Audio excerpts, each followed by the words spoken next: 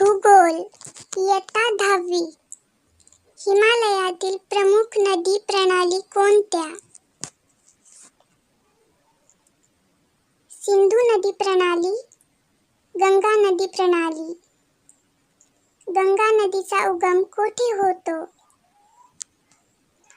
भागीरथी, गंगोत्री येथे आणि अलकनंदा हिमनदीतून.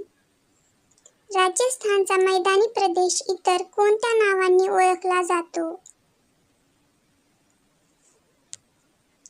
थरचे वाळवंट, मरुस्थळी. कावेरी नदी कोणत्या राज्यांतून वाहते? कर्नाटक आणि तामिळनाडू. हिमालयातील प्रमुख पर्वतरांगा कोणत्या? काराकोरम, लडाख व कैलास.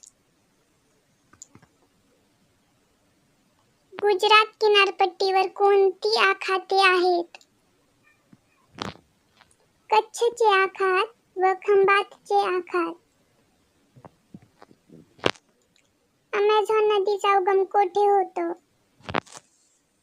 पेरू देशातील अँडीज पर्वत रांगेच्या पूर्व उतारावर.